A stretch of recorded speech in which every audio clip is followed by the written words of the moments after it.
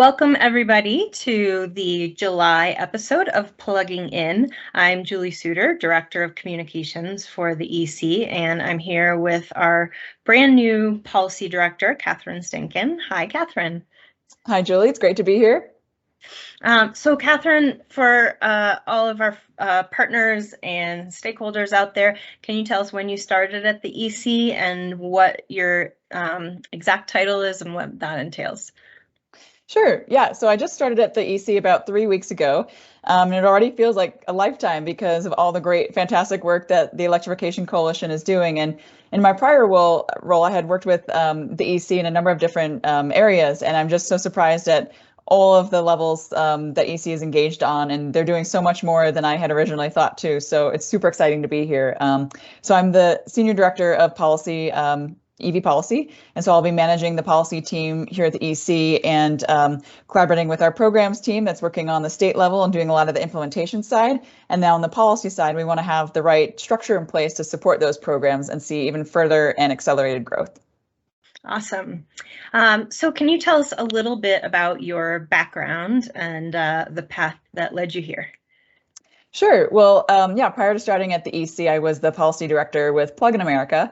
And Plug in America is the voice of the EV consumer, and they're also a 501c nonprofit. And prior to that, I'd been a director of government affairs at the Solar Energy Industries Association, which is the trade association for solar companies in the US. And so I really love the policy arena, first and foremost. I think that there's huge changes to be made in markets by shaping the right policies and propelling markets in some directions and then helping consumers make those right choices too. So just in general, I love the policy field. But secondly, EVs, electrification is such an interesting and fascinating topic to me. The future of transportation is electric. And so I personally just want to be a part of that, making that shift happen and bridging that gap then between kind of the early adopters and what that technology looks like, what the policy looks like, and then moving towards mass adoption. And so that's really exciting because I've been focused in my previous work on the light duty side, but now I get to work on the light duty side and the medium and heavy duty side. So it's just really cool. And there's so many new announcements coming out every day about the latest technology and different policy options. And so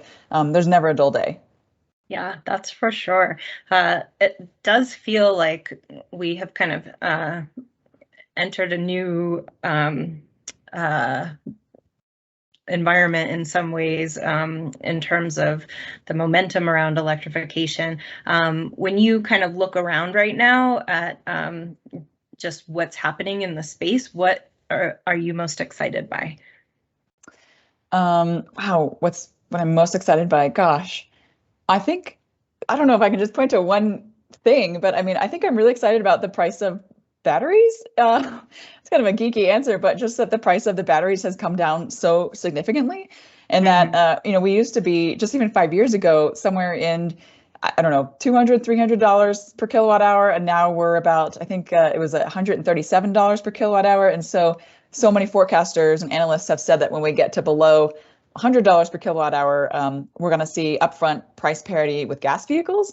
And so to me, that's like we are right there at that cusp. So that like turning point, that breaking point there. So I'm really excited for that. And the day that we can put out a press release on that and tell the world. Definitely.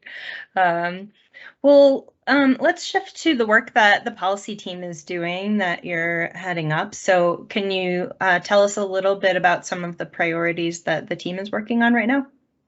Yeah, so we have, we're continuing some of the work that the EC has done last year, laying a phenomenal foundation and building upon that going forward. And so we have our 5 accelerator states, and that is Nevada, North Carolina, Virginia, Pennsylvania, and Michigan. And so within those states, there's a variety of different efforts and objectives that we're focused on. And a couple of those are on electrifying state fleets and thinking about the policies that's needed to kind of help that and encourage that. We're thinking about some of the other programs that are needed at the state level, whether that's potentially purchase incentives or incentives for EV infrastructure and what that looks like. We're also focused on the medium and heavy duty sector in a big way for each of those states and what that looks like, what policies are needed there, what the groundwork is, what additional groundwork we need to lay, and then how we can start to work one-on-one with different partners with our freight consortium and move those those partners into implementing in the various states where they're active in. And then we're also active on the direct sales legislation and moving forward that priority too. Fantastic. Well, I think that's all I had for you. Is there anything else that you would like to add? I don't think so. I mean, I'm super excited to be here, and anyone's watching that wants to get involved, or feel free to reach out to us on the policy team for any ideas, or just happy to connect with people and advance transportation electrification. Excellent. Well, we're super excited to have you on the team, Catherine, and I look forward to doing lots of great work together. All right, thanks, Julie. All right. Bye, everyone.